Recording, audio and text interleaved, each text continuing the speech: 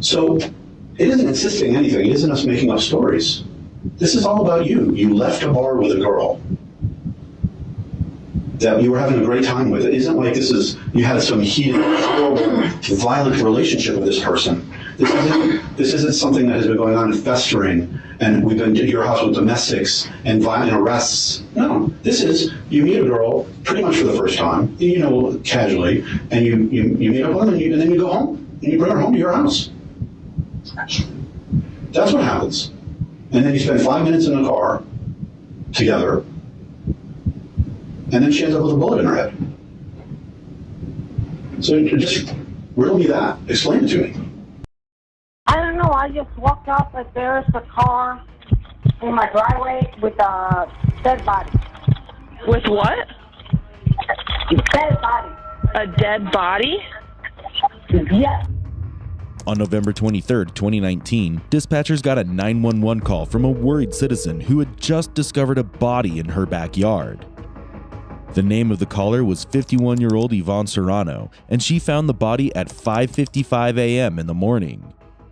Soon after, the detectives arrived at the crime scene where the body was collected, and they began to look into the previous night and what had unfolded. The body was soon identified, and it was found to be 21-year-old Daniela Tabares Maya. She was last seen in the CCTV footage of a bar called World of Beer with a couple of friends. But one face looked familiar in that footage. It was Yvonne Serrano. The woman who had reported the body with a gunshot to the forehead was the same woman who had been seen with Daniela when she was last seen alive. It was also clearly visible in the footage that Yvonne and Daniela left together after Yvonne signaled to Daniela to head towards the door. Are they inside the vehicle? No, they're outside the vehicle. Okay. Does it look like they shot themselves or what? I don't know. I just look at it. And you don't know this person? Do you know who that is? I don't know. It's a Nissan. No, but that person, do you know them? It's a girl. Yeah, do you know that girl? I can tell. The detectives were really curious now, and the question remained as to why Yvonne would lie. Within the first few hours of investigation, the first witness became the suspect, and what she would go on to say in the interrogation would make detectives even more sure that Yvonne knew more than she claimed. Okay, you did, after we discussed this case earlier at your residence, agree to come in here with us to the police station, correct? I didn't agree, you brought me, but that's okay. I'm here. Well, no, let's not word it that way. Are you here because you want to be here? You were put in handcuffs, correct? Yeah, that's you recall correct. you were put in handcuffs? No. And you recall that when we were sitting in the kitchen, Detective Young and I in your house, we told you we wanted to ask you some more questions that we're investigating the death of Daniela, that you were the last person that we know that's ever alive. We asked if you'd come here and speak with us. Is that correct? That's correct. Okay. All right. So while you were at the World of Beer, you were with Austin, as you mentioned, and you saw Rick, and you saw several Me, people. alive, and everybody else that, that in and out of the... And Daniela Tabares, this is the person who's been identified, right? Yes. On your driveway, it's deceased. Did you see her there last night? Yes, she was there. She was at the World of Beers. And, she was with a bunch of women, the husbands and stuff like that. And I was sitting there, and they were talking, and we were talking, and everybody was having a great time, back and forth. Do you remember what she was wearing? Was it? Oh, God, no. No, you don't recall what Daniela was wearing? No, I didn't pay attention. That wasn't on my... No, because, we're gonna look to spot her on a video there from World of Beer and see who was hanging around there. What were you wearing? The only thing that I remember with her, because it was her hair. That when you go to the gym, you normally ponytail and stuff like that. So and then she had her hair down, and it's wavy and curly, with big waves. And yeah, that's something I remember. That's what you remember about her last. Well, the two of you did spend some time speaking with each other. Yes, or no? No. I mean, we were talking on the table. We were here now talking. Everybody was talking, so it wasn't like one-on-one conversation. But did you speak to her? Oh yeah, I did. Do you remember what about? No, we were making, oh, actually, I did. We were making fun about another girl that was there. When they were talking, all the women were talking about that, and I was like, we were laughing about the conversation. You were drinking that Yes, night alcohol? no, beer. Well, beer. Well, a lot of people say alcohol is like hard, like right Okay. now. This might be a good time for me to show you a picture, see if you can identify anybody in it. Oh my goodness, okay. Do you know who that is? Right there? That's me. That's you, okay. That's what I thought. And how about this female kind of behind you? With the wavy, yeah, the wavy hair, that might be her. You think that might be Daniela? Uh-huh, Okay. I think. Given the state of the crime scene and Yvonne's reactions to reporting the crime, there is no room left for the benefit of the doubt. Someone other than Yvonne could not have killed Daniela. So, detectives start questioning her right away as she has become their prime suspect within a few hours of finding the body. While Yvonne claims that she did not know Daniela very well, almost everyone at the gym says otherwise. So you, that white tank top is what you were wearing last night? Okay. Did you, the black tank top you were wearing when we were at your house earlier, I thought you had mentioned that you were wearing that. No. No? No, I told you. You told me the white from the beginning. Okay, so maybe one of the patrolmen got it wrong. Yeah. Okay. So, how many beers did you drink? I give me one. I paid for 2. That's 3, and that's not much what I paid for. Great. What kind of beer was it? It's called Lux something Kentucky. It's an IPA? No, it's not an IPA. Actually, it's a very smooth beer. An amber ale? It's something like that. Yeah. It's light. It's not dark beer. It's not very strong. 4 or 5%, the alcohol content? I know. I think it was more than that. More than that? Mm-hmm. Okay. What type of person are you when it comes to drinking? I mean, you're a pretty experienced drinker. You drink on a regular basis, or No. are you the type that can't hold her alcohol, so to speak? No, I think that I can hold my alcohol. You can? Yeah. How often do you drink in a week? Maybe the weekends. I mean, one day or 2. You drink? Yeah, and I have actually have stopped because I want to lose weight and I want to sweat, and I was trying to get in the process of that. Okay. So last night you had 3 beers. One person bought a beer for you, and then you purchased 2 on your own. Yeah. So that's not like an unreasonable amount of alcohol to consume for you. That's the thing. I don't want to lie to you. It's like, yes, is it? But I don't, I think that's a lot. Maybe before that is the last thing I after talking with the NASA, after that, or maybe before that, because I don't know when that picture was taken. I honest to goodness, I don't remember even walking out, getting in the car. I don't remember. From 3 beers, you don't remember shortly thereafter. I don't know if The time from that photograph. Yeah, I don't know if they're shots. I don't know. You don't know if they're what? If there were somebody by shots, or I don't remember. But I mean, the picture of somebody's like I was kind of holding something out in. Or like maybe you were laughing or something, but it's hard to tell. Yeah, see, and I don't. Did you drink any shots? No. Well, I don't want to say no, but for what I drink, until I remember, I didn't do shots. I didn't do anything. You don't remember doing any shots? I don't remember, nothing. The detectives asking about the color of Yvonne's top in the CCTV versus at the time when she reported the crime is a crucial piece of evidence that they have brought up early on in the case. As you keep watching, it will be brought up again, just more aggressively.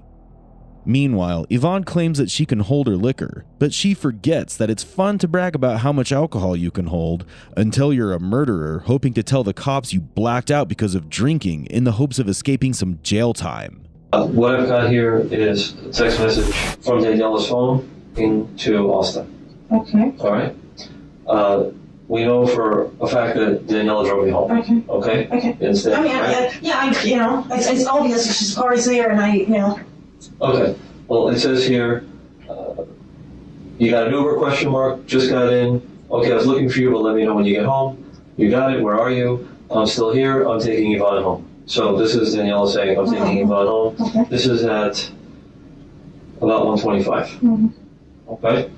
So you understand that, to our knowledge, you are the last person to see Yvonne alive. You understand that, right? Yes, I understand. So that's Daniela. why I'm to see Daniela, Yvonne, you're Yvonne. Yeah. See Daniela. That's why I'm stressing the importance of having you here and for you to reach back and remember as much as humanly possible. Okay. Are you aware of the Maplewood community that kind of butts up to your street there? You got that yellow house to your left, the yellow one that they just blacked out the driveway. You're facing your house, you get the yellow house, then you go a little further and there's a gate there, right? Yes, yes. Guard gate. Yeah. There's a guard gate there. There's a camera in that guard gate. Okay. Okay? So I want you to keep that in the back of your mind. No, Okay. I do not deny the fact that the car is in my driveway. I don't deny, it's obviously I don't remember getting into her car. I don't remember, from there, the drive or anything. I don't remember getting anything of that. But due to the fact that it's in my house, I assume that, I was there. Okay, so I'm not trying to say, I'm not trying to hide anything. I'm honest, but I'm telling you, I don't. you don't remember coming home, right? I don't remember about that home. Do you have any way of, with your Ring doorbell, which we discussed earlier, that you delete, but of telling us what is your normal path of going into your home? You've got your side garage door, your large garage door, and your front door. How do you normally go in and out of your home? It depends. If you do not drive, I normally get to the garage door, to the side door. why do you do that? Because it's faster. It's one shot instead of trying to open two things in the you have the lock and one in the bottom. I'm gonna be honest with you. This morning I think that I was still drunk. Everything was blurry. Everything was the only thing that I remember is seeing her. Well, how did you go out the front door? I think Did you go out the front door, the garage door, or the side garage door? honestly, I cannot tell you what I'm saying. That I don't want you to say you're being honest, Okay. right? Because you've been consistently not been honest. Okay. So don't say you're being honest. Okay. Okay. So the last thing you remember is talking about getting an Uber. Yes, and I was at the bar. Remember holding hands with Danielle? No. Really? You don't remember I don't know. holding hands, kissing? No. You don't remember anything? No. Making out? No. You're looking at me like I'm crazy. Yeah. But if you can't remember what happened, then why are you looking at me like that would never happen?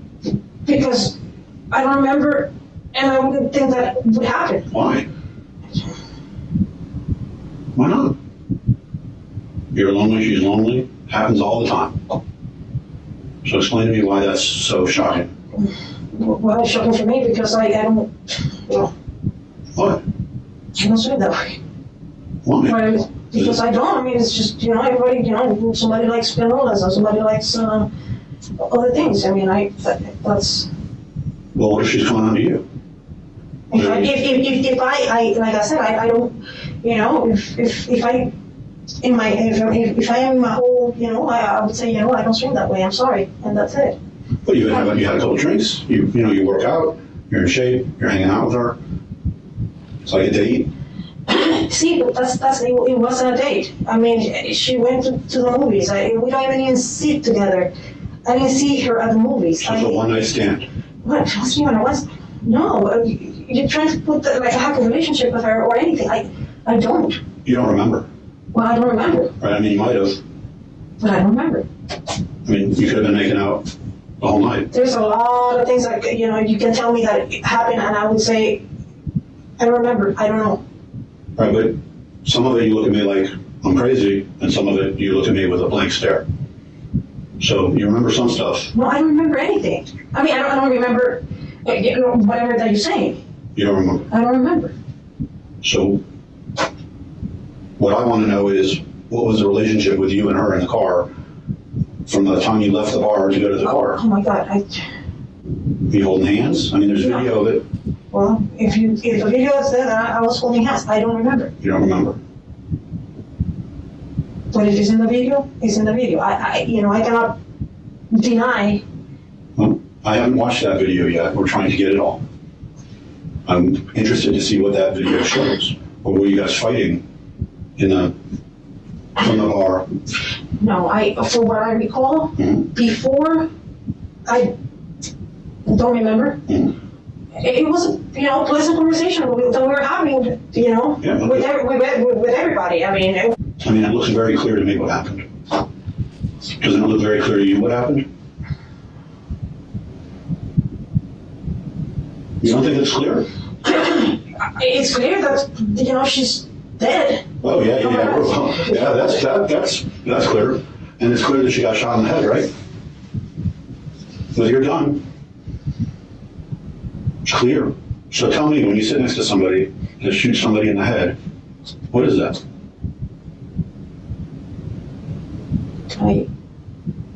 What is it? It's not a trick question. It's murder. Yeah. Right? So two people come home from a bar together, and one of them gets shot in the head. Tell me, what is that? It's just what are you saying? Murder. Yeah. So this isn't rocket science. I understand. You do. You understand. Yes, I do.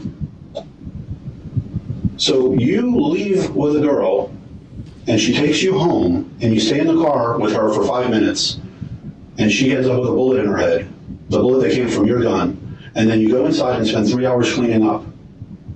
And then you call us, and then you lie to us for hours. This detective truly makes Yvonne nervous.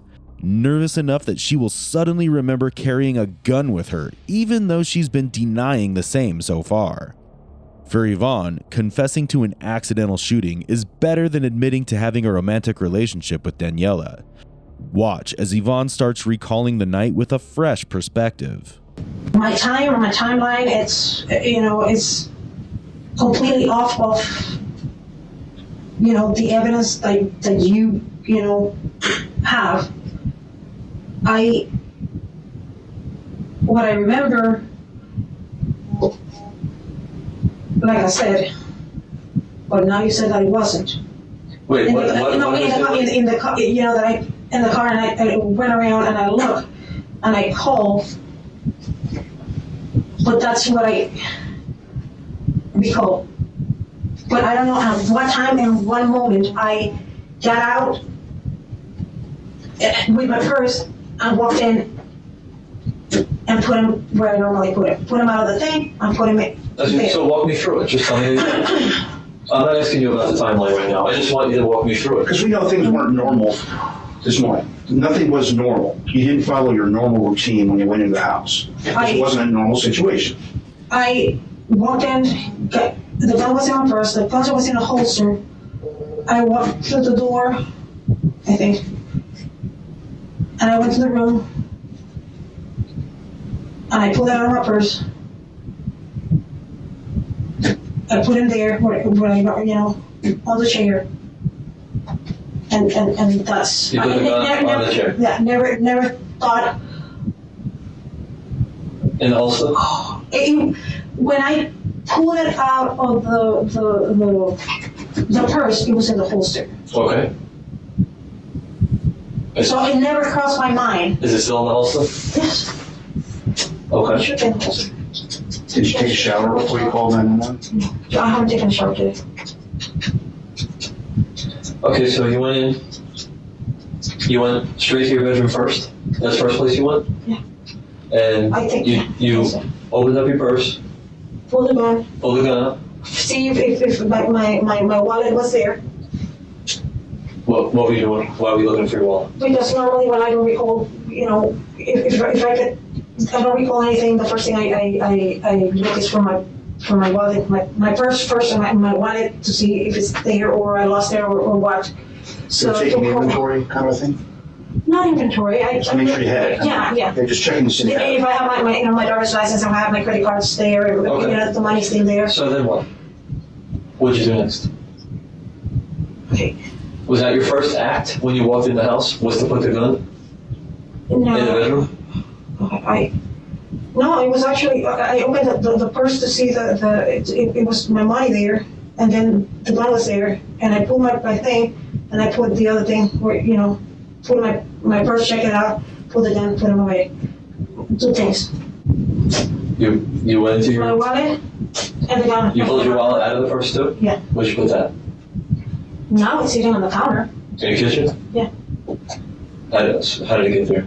The patrolman asked you for your ID? Yeah, something like And that. then you went over and got it? Yeah, I went over and I got it. Okay. So, you walked in, you went to the master bedroom, you took out your wallet, you took out your gun, then what?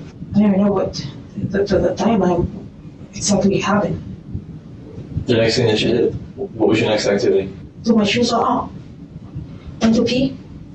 Took my shoes off. The shoes that you were wearing, where are they? In the bathroom. The master bathroom? Yeah. Okay. Did you wash them off in the tub? No. They're everything is, They're sandals, right? yeah. So you don't know if you tracked any blood into the house? No. Made footprints, blood footprints on the floor, sandals? No? No, Okay, so I didn't notice, I didn't see it today, I was nothing. what'd you do after that? You put the gun away, put the wallet away. You put the purse where? You left it in the I think bedroom? it's in the bed. On the bed? I think it's in the Then bed. you went to the master bathroom. You used the... Which is true, because I went to pee. You took your sandals off, you used the restroom, Mhm. then what? But all this was, All this was, like, I want to say, after calling 911, I want to say, everything you're telling me transpired after you dialed 911, is that what you're telling me? everything. I assume that, because everything is scrambled.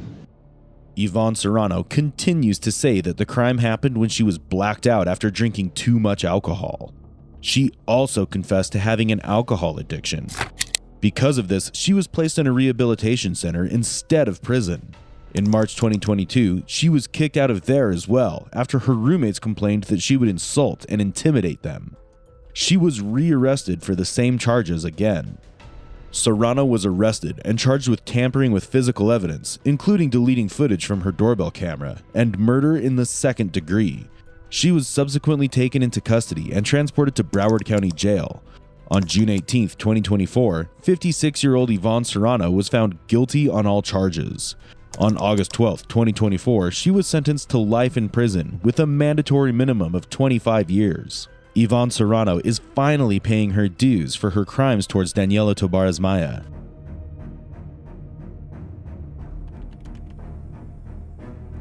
Listen to me.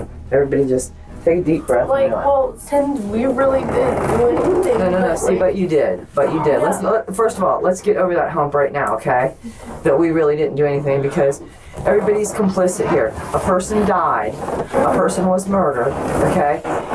We all knew about it. We all planned it. We were all involved in getting it done. So let's hop that hurdle first, okay? Let's man up to the fact that, damn it, this was a pretty heinous crime and we all had something to do with it. Now we got to deal with what will happen to us from that, okay? Yeah, well, it was like the fact, like, I know I was scared because Mike had a gun and I was You know what? scared. Stop it. Do you think we haven't been listening to everything you guys have been saying in here? Are you that stupid, really? I know. And just stop. Because I don't even, lying to me just makes me just, ugh, I hate it. I wasn't lying. Oh yeah, you were. You lied about a few things. But anyway, that's what's gonna happen. It is one step at a time. Remember to breathe. That's how we get through stuff like this, okay? We'd always fight. He'd always hit me and cheat on me and all that. So he was physically abusive to you? Yes, Jim. Like, I didn't think anything was gonna happen. I mean, because I never knew Kyle would just get out of nowhere and hit somebody like that. Have you ever dated Michael? We've never dated, but we've always had a thing for each other. Do you know where the bleach came from? No. Meet 13-year-old Amber Wright, who devised a deadly plan with 4 other teenagers and manipulated them to take a life. The detectives here had no idea they were about to stumble on a pretty sadistic plot. And we heard another door just fly open and we just heard gunshot after gunshot after gunshot. Bam, bam, bam. Mike sitting there laying bullets into him. So you saw Mike Bargo shoot Seth? Yes, ma'am. On April 17th, 2011, Seth received an unexpected text message from Amber. What seemed like a simple conversation soon spiraled into a web of deceit and betrayal, which would go so deep that not a single trace of Seth's body remained. But while all the 3 other teenagers were busy covering their tracks, it was 15-year-old Kyle, Amber's very own brother, who revealed something shocking to his mother, Tracy. What he told her left her with no choice but to bring him straight to the police. I'm Detective Stewart. How are you doing today? Nice to meet you too. Your name is Tracy? Yes. And you must be Kyle. Yes, ma'am. The first thing I want to ask you is, do you know where Seth's body is right now? Do you know where it's Well, at? he was, Mike was talking about somewhere by Gander Mountain, there's a rock quarry. He, that's where it possibly could be, over there by Gander Mountain. Okay. I don't know where it's located, I've never heard of it over there. So you weren't there when that happened? No, ma'am, I was at work yesterday. Okay. So, yeah. Let's start back with, tell me the story that you told your mom and start from the beginning, okay? Okay. A couple days before the incident, probably it was about Friday, somewhere around there. Maybe Friday. Seth and a couple kids, they wanted to come out and fight Mike, and Mike wanted to come out there because supposedly he had a warrant out for his arrest or something like that. I don't know the case being. Seth and a couple other kids, like who's the other? I really don't know the other kids that was with him. I just know Seth. They were on bikes. They were in front of Charlie's house. And Charlie, whose house? Charlie, the girl that's in the room there, that had the green shirt on. Her. Okay. And she owns the house, I guess. Or whatever. Okay, so they're out in front of Charlie's house on bikes. And they kept on calling Amber, my sister's phone, blowing it up and stuff like that. But Mike wanted to go out there and fight, and then a couple days later, Sunday night or whatever, I guess Seth wanted to talk to my sister. I don't know. I was going to sleep or whatever, because I had to go to work the next day. And I really wasn't paying attention. Well, they come back to the house. Who's they? My sister, Amber, and Charlie. And up the road or whatever, I don't know. And then I'm still laying down. They come in the house, and about, I guess, like an hour or so later on, Seth come to the house. And I don't like the kid completely because he has put his hands on my sister. Okay?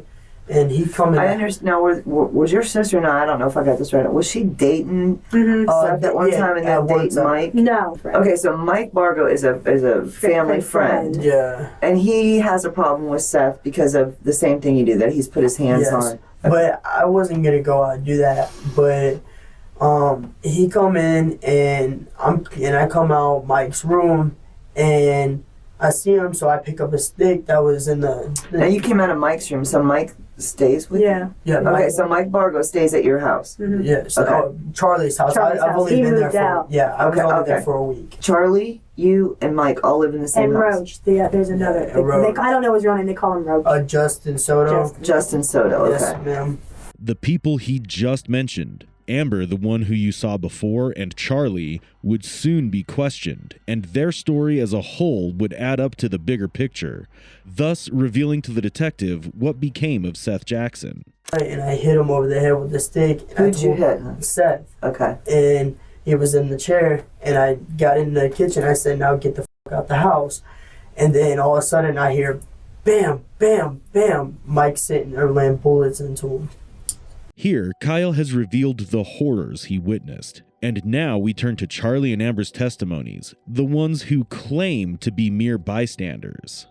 This is 18-year-old Charlie Eli and 15-year-old Amber Wright. Both were together in the same room where the horror unfolded. We'll play their interrogations side by side because these two played a major role, and you're about to find out why. How are you? Good. About Good. to go crazy. About to go crazy? Yeah, I can't. Okay. Well, we don't need that. I'm Detective Bill with the Sheriff's Office. Charlie. Charlie? What's your last name, Charlie? Ely.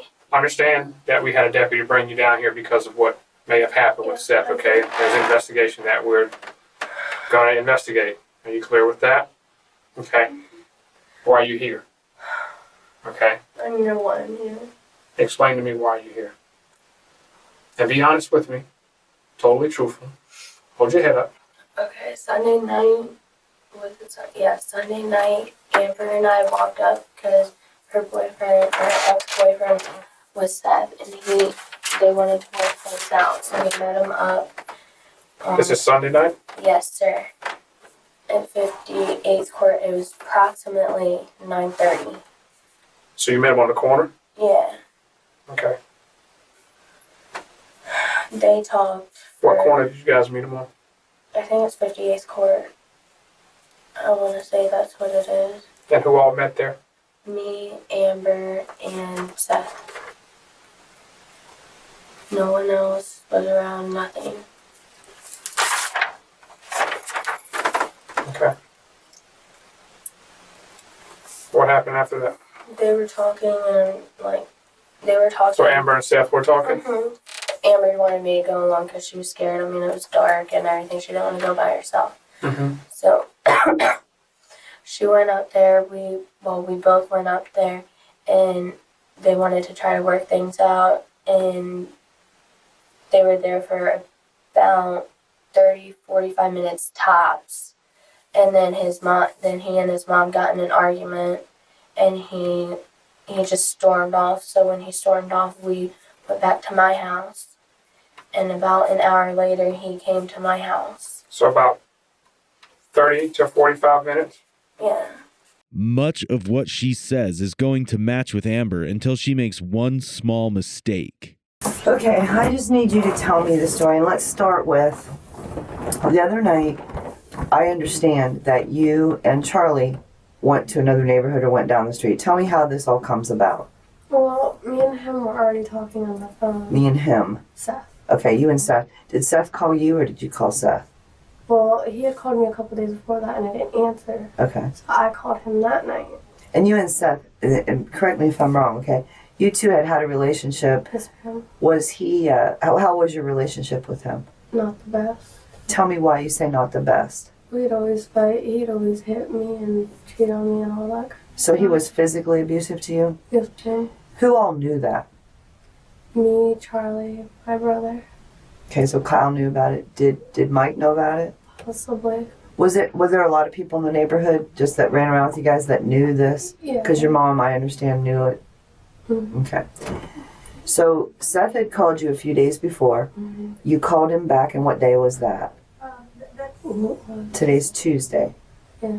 I think it was Sunday night. Sunday night? It was the night that this all happened. Okay, so you called Seth, and what did Seth say? Well, it started off, I was like, hey, I know you called me the other day and I didn't answer, but you wanted to make up. So do you want to make up or try and be friends or something because I'm sorry for everything? And he was like, yeah, I think that'd be a good idea for the both of us because we're both tired of fighting with each other. But we just wanted to stop the drama. Okay. So were you guys going to get back together as a couple? No, we were just going to try and be friends. Okay. Because we were friends before we ever dated. Okay. We were really close. Okay. And he was like, well, you should walk down here. And I was like, well, if I walk down there, I'm not walking alone because it's too dark, so can my friend Charlie come? Uh-huh. And he was like, sure, I guess. Okay, so you guys went down there and talked? We were talking for maybe not even 30 minutes. Okay. And his mom, I guess, texted him, and I was like, who are you texting? I thought we were talking. And he was like, my mom told me either right now or never. And I was like, oh, okay. I guess they started arguing, whatever, and then he looked at me, he's like... Arguing with his mom through text? Okay. And I guess he called her or whatever, I didn't want to get in it. And then he was like, look, I'm not in the mood to talk right now, I'm getting out of here for now. I'll see you around. And he walks off. Okay. And I was like, okay, I guess. So Charlie was like, well, do you want to just walk back down to the house? And I was like, yeah, I guess. So we got back down to her house, we were watching TV. And then an hour later, Seth comes knocking on the door. Charlie answered it and was like, what do you want? And he was like, can I just talk to Amber so we can figure things out? Did Seth call you before he came down? No, ma'am. So he just showed up an hour later? Yeah. They appear to be telling the same story, so it seems like the truth, right? But it's when the detective noticed a slight inconsistency in their stories. When you came back, did you talk to your brother or Michael about what Seth had said or that you guys had a conversation? Did they know? No, they didn't know what we talked about. Okay. Kyle asked me where I was going, and I just went, I was like, I'm going to talk to Seth and try and figure things out. Okay. That's it. And how did Kyle feel about that? Kyle was like, I don't really think you should go down there and talk to him. You know what he's done to you and all this other stuff. And I was like, yeah, but I'm tired of fighting, so I'd rather just squish everything. Right. So you and Charlie come back to the house. We were sitting on the couch with Where Kyle. was Seth? Oh, I'm sorry. Where was Kyle and Mike when you came back to the house? Kyle was in the living room. Okay. Mike was off in his room like he always is. Okay. He never comes out. So he had no idea you went to see Seth or that you came back from seeing Seth that you're aware of? I didn't tell him. Okay.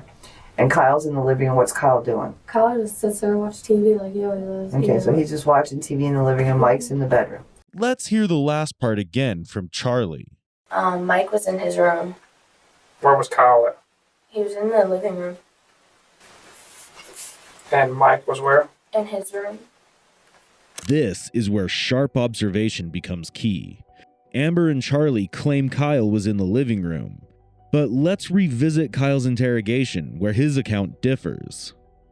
I come out Mike's room, and I see him, so I pick up a stick that was in the... Why would he lie about something so seemingly trivial? As the story unfolds, you'll be stunned by how a seemingly minor detail unravels into a horrifying crime with the most disturbing details. Me and Amber were goofing off and whatnot, and then I hear a knock at the door. It's Seth, and So Seth comes back? Yeah, he came to my house. And how long was it when It you was guys... about an hour. So an hour after you guys got hour home? and a half, yeah. So after an hour, Seth came back to your house? Yeah. Okay, what happened after that? I let him in, and he sat in the chair. You let Seth in? Yes, I let him in because he said he wanted to talk to Amber. So I let him in, not thinking anything was wrong with it. Didn't know that Mike had beef with him or Kyle, but that's later on. And he sat down in my chair, and us girls sat on the sofa. It's a 3-seat sofa. Okay. She let him in. He sits in the chair. Me and her sitting by each other on the couch, and out of nowhere, Kyle just gets up and hits him. Where was Kyle sitting when Seth came in the house? There's a couch, the kitchen is whenever you first walk in the house, Okay. and then it's the living room. Their couch was up against this wall, Okay. and then here's another couch, and then the chair was right here, so the couch and the chair is here. Uh-huh. Seth was here, and Kyle was on this end. Kyle just got up out of nowhere. What did he say? Did he say anything to Seth? No. I didn't know that if he...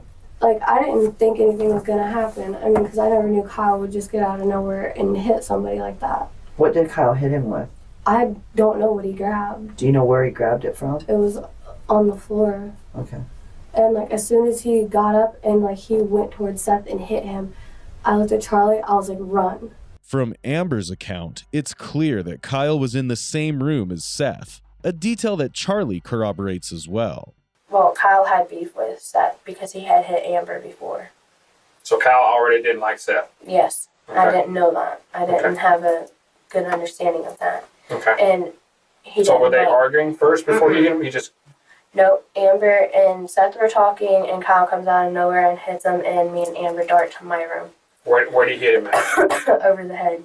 And what happened? Did he fall to the ground? He looked dead. I didn't really see anything. I mean, he kind of looked woozy, because I looked back, and while me and Amber were running to my room.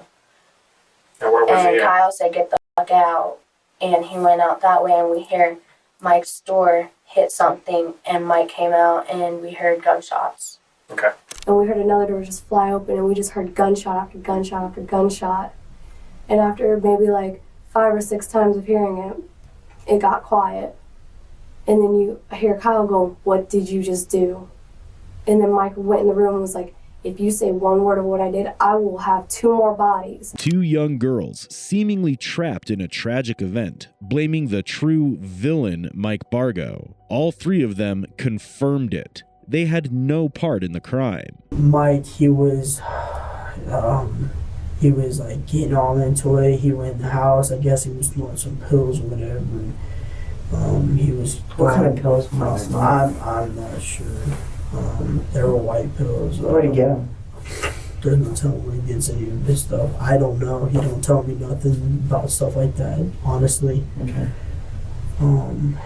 So he's snorting some pills and so on. And he, he's getting all wired up, hyped up, and everything. And somebody brought up the name Seth, and he's like, man, I want to go on a killing spree tonight. He's like, I just want to. And he's like, you guys down? And I told him no. I told him I don't. When he said you guys down, who's he talking to? Like, you and him. Me, Amber, Charlie, Roach. Okay. Who's Roach now? The guy Justin Soto. Oh, okay. So okay. The fourth individual who lives in the same house as Charlie, Kyle, and Mike is 20-year-old Justin Soto, aka Roach. Who is this new person, and how is he connected to this? Slowly and almost effortlessly, Kyle pulls back the curtain, exposing the sinister plot and everyone entangled within it. Charlie and Amber carefully crafted their facade, two girls caught in a tragedy. Their stories align with their innocence, which in itself is very questionable. But then, Kyle drops a bombshell. What he says next will rip apart the illusion, exposing the truth they've been hiding all along. He was like, man, because he's like, all you gotta do is find him and get him on the way down here and everything like that. And he didn't want Amber to call him off of the phone or text him. He didn't want nothing to have her or Charlie to have nothing to do with it. Well, Amber decided and she agreed to it. And I don't know, I went along with it or whatever. Now the cat's out of the bag. Amber isn't the person she's been pretending to be. When Mike talked about killing Seth, she didn't hesitate to volunteer to lure him into the house. But why? The answer lies in their dating history. Seth broke up with Amber after discovering she was cheating on him with Mike. Unable to handle the rejection, Amber's obsession turned into revenge. Fueled by this anger, she set up a deadly stage, with Mike acting as her puppet. I didn't think he was gonna do it. So what did Mike tell Amber to do? I'll be honest with you, I don't know. I was on the side of the house, but I come back and she's talking about meeting him up over at Beverly Hills Estates, whatever, and I'm walking him back down to the house. Oh my God, man. And he come, all right. Mm-hmm. Well, Mike was talking about it. He's like, listen. He's like, I'll do it. And believe it or not, Amber wanted it done. Amber don't want nothing to do with him. Amber wanted him dead and gone. He deserved it. He really did. So there was the talk about you wanted him dead and Mike agreed to do it for you? This was a while back, but this was in the same day, and I wanted him dead, but I didn't want to do it, and I didn't want nothing to happen over at Charlie's house. I said, you can do it on your own, basically. How long ago did that conversation take place, before Sunday? Probably about after that fight over in my front yard, in the front of my yard, a couple days after that. So you're talking about Friday? No, this was like like a month or so before this. So a month or so before this, you and Amber and Mike are talking about killing Seth? No. No. I wanted him dead, but I didn't want to do it, and I didn't want nothing to be a part of it. I didn't want nothing. And Mike said he would do it. But Mike said he would do it. So you talked to Mike about it. He kept on saying, man, I'll take the blame for it. I'll take the blame for everything. I'll do it. I'll do everything. I'll take the blame if the cops ask you, if anything. I'll take the blame. I have nothing to lose. And I was like, I still don't want nothing a part of it. And now we're going back on the day that I got off work. Back on Sunday. You know, we're going back on that day now. Okay. And he's like, all right. I told him, all right, it's whatever, man. So he says, I feel like going on a killing spree. And I told him, it's whatever. And Amber agreed to it. Everybody was agreeing to it. So did Soto agree? Huh? Soto? Roach? Everybody agreed. He like agreed? I said, everybody agreed. Amber agreed? Mm-hmm. And Charlie agreed? Mm-hmm. Mike said he would do it, and you agreed. So there's 5 people. Yes, ma'am. Okay. Mike didn't just carry out the plan. He also devised a disturbingly calculated way to dispose of Seth's body. he stacked tires on it and set it on fire, hoping to mask the smell, a horror almost beyond comprehension. Meanwhile, Kyle's regret becomes evident in the way he avoids looking the detective in the eyes, haunted by the role he played. The interrogation wraps up with the detective piecing together how Mike moved Seth's dismembered remains from the burn barrel to Gander Mountain Quarry. But soon, a critical clue surfaces during the interrogation of James Havens, Amber and Kyle's stepfather. It turns out he had helped Mike dispose of the remains in the waters of Gander Mountain Quarry. With Kyle's confession, everything came to light, and all the perpetrators were brought into the same room. Watch how they react after hearing of their impending doom. Juvenile and juvenile, correct? Am I right? Mm-hmm. You two are under 18 and you're 18. You're all going to be booked with first-degree premeditated murder. You two will go to the Juvenile Assessment Center. You will go to the Marion County Jail. Okay? Take a deep breath. You'll have no bond. You won't be getting out. How many years? Oh, honey, this is not... Listen to me. Everybody just take a deep breath. Like, well, since we really didn't do anything. No. See, but you did. Yeah. First of all, let's get over that hump right now, okay? That we really didn't do anything because everybody's complicit here. A person died. A person was murdered, okay? We all knew about it. We all planned it. We were all involved in getting it done. So let's hop that hurdle first, okay? Let's man up to the fact that, damn it, this was a pretty heinous crime and we all had something to do with it. Now we got to deal with what will happen to us from that, okay? Yeah, well, it was like the fact, like, I know I was scared because Mike had a gun and you know what? Stop it. Do you think we haven't been listening to everything you guys have been saying in here? Are you that stupid, really? I know. And just stop. Because I don't even, lying to me just makes me just, ugh, I hate it. I wasn't lying. Oh yeah, you were. You lied about a few things. But anyway, that's what's going to happen. It is one step at a time. Remember to breathe. That's how we get through stuff like this, okay?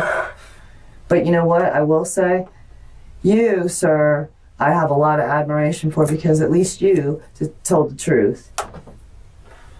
Okay? And you told these guys that anything they say best well be the truth and nothing but the truth, which is a very smart thing to tell them.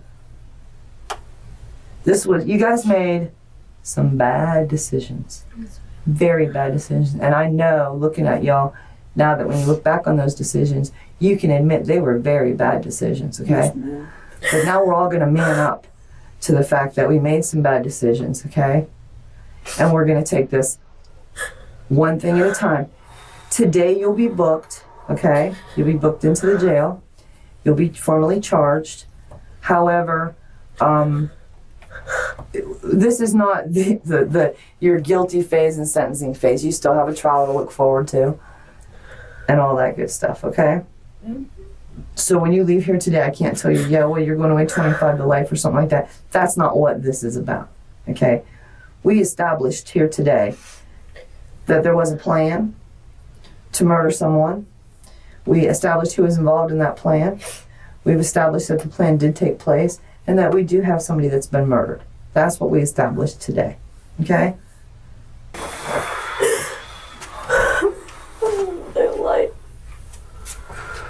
What? Did you say, why did you lie? The shock on their faces when they hear they're going to jail is almost surreal. No remorse, not a trace of guilt. Even now, their only concern is themselves. They were all in on this. Mike Bargo took the lead, but Amber's role was undeniable. Her manipulation wasn't just confined to lies. In the end, she didn't need to pull the trigger. Her web of deceit ensured that others would do it for her. She later helped Charlie scrub the house clean with bleach, erasing every last trace of what they'd done. It's chilling to think how carefully they planned it. And yet here they are, sitting in the interrogation room, crying as if they're the victims. The nerve of it is almost unbearable. What did they really think was going to happen? But a crucial piece is still missing. Mike Bargo.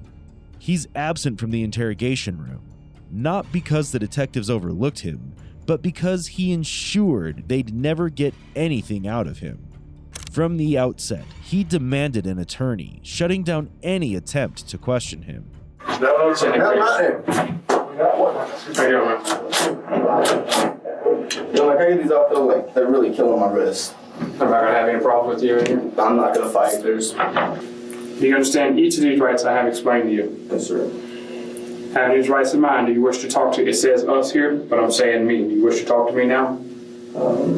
I'd like to give him one phone call, because I need to get over with somebody, and I need to call my lawyer. You want to talk to a lawyer? Is that what you're telling me? I mean, I'll talk to you, but I don't want to call my dad. I want to call my dad. Hold on a second. You just said you want to talk to a lawyer. Did you want to talk to a lawyer, or do you want to talk to me? I want to clarify that first. I'm going to talk to a lawyer. Okay. Send that? Is there any way I can go get some help, though, for this shit? Yes, sir. Like, I mean, bad. Like, I'm hurting bad right now. Okay. The next question I'm going to ask you, are you willing to come back to Marion County with me voluntarily, or do you want to be booked here to Broward County's jail? I'll come back with you. I'm sorry. I'll come with you to Marion County. Okay. All right. I got a question on what's going on. I have no idea. What the hell's going on? I think you clearly know. I can't talk to you about anything. By demanding an attorney, he played his cards very carefully. After dumping Seth's remains, Mike went on the run. With James Haven's help, detectives eventually tracked him down to his so-called girlfriend's house. Despite his attempts to escape his fate, he was immediately arrested and taken into custody. In 2012, Amber Wright, Kyle Hooper, Mike Bargo, Justin Soto, and Charlie Eli were all charged with murder. Amber, Justin, and Kyle each received life sentences for their roles in the crime. Mike Bargo, the orchestrator of the brutality, was sentenced to death. James Havens, Amber and Kyle's stepfather, was sentenced to 30 years for his role as an accessory to the murder. Charlie Eli, however, received a 9-year sentence. In a surprising turn of events, the prominent lawyer Jose Baez took on her case and managed to get her released from prison in 2020. Since then, Charlie has reinvented herself and is now active on OnlyFans. Seath Jackson was a young man with dreams of joining the UFC and building a better life. Despite the horrific events, he was never abusive towards Amber Wright and was known for his kindness. So you were deliberately having sex with a guy that you knew he hated just to aggravate him? I mean, yeah. I want to kill a bitch. I want to torture them. All of them. His life was brutally taken in an act of betrayal, but he should be remembered for who he truly was, a victim deserving of justice and remembrance, full of promise and potential.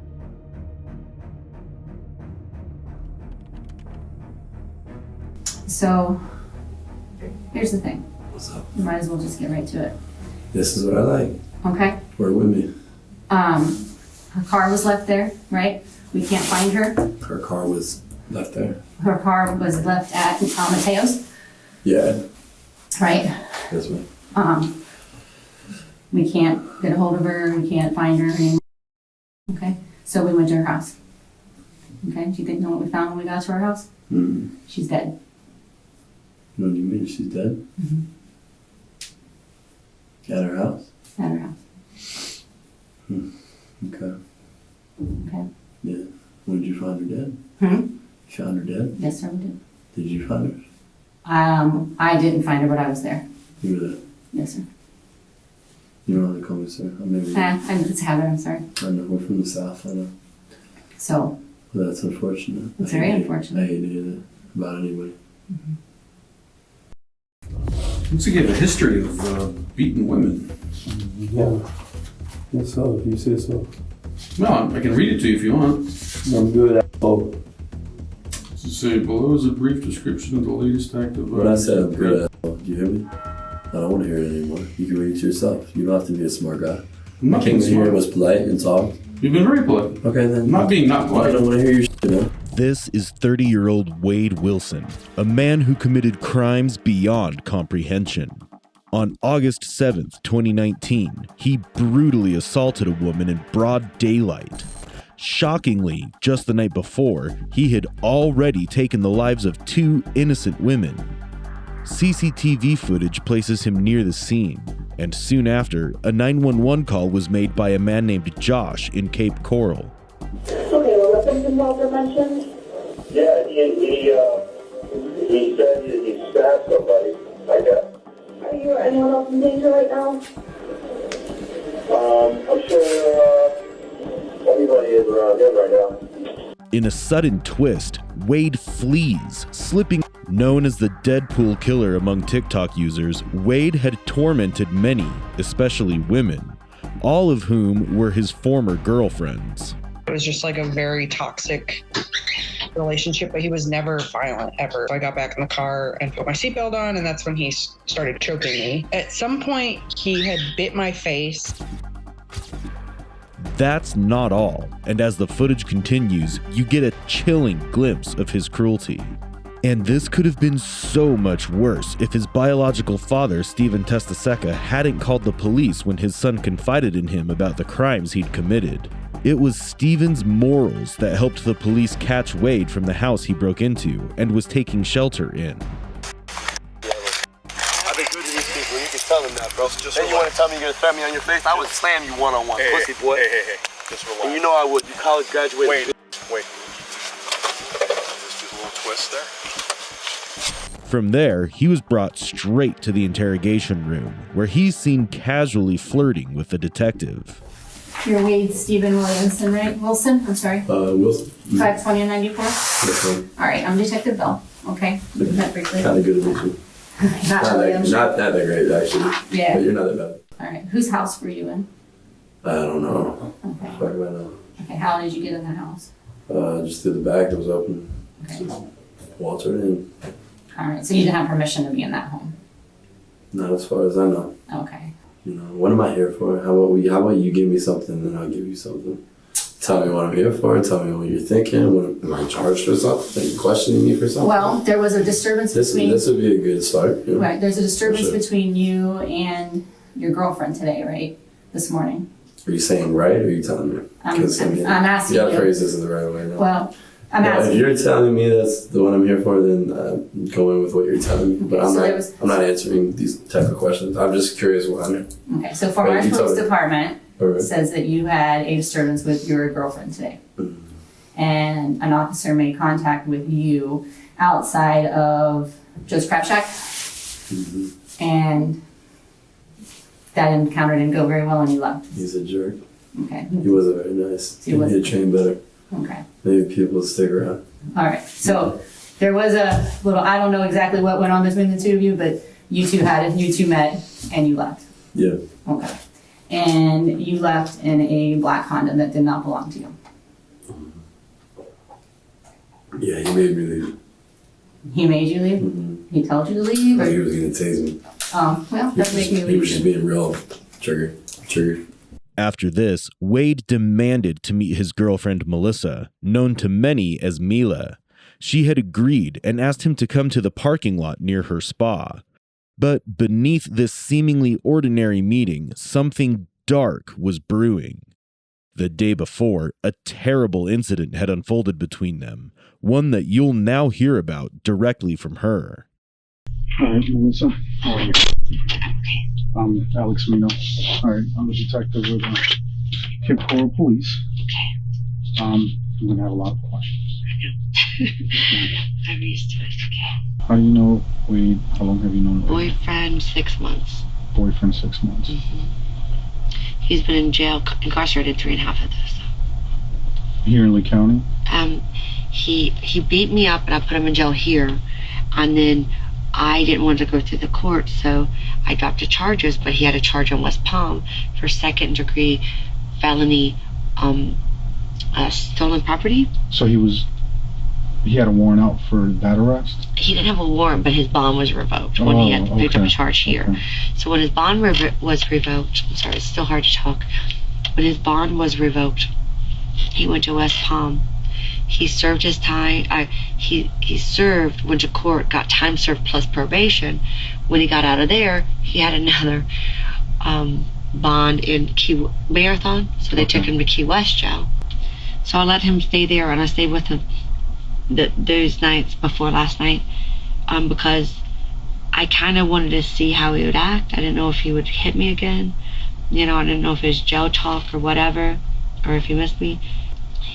Things started falling apart kind of quick. He never like hit me, but I already saw that he was like already like wanting to do bad things. He wanted to do drugs and wanted to sell drugs and like just different stuff. So Wade was still on probation when he had committed these crimes.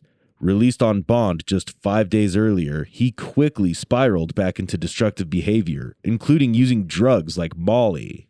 He doesn't know anybody in this town. Like, he just gets like that. So yeah, he did Molly, and I think he got on coke once. And then last night we went to Buddha. What time did you get to Buddha? Roughly 11-ish, and I think we left around 2-ish. I'm not really sure about these times. Oh.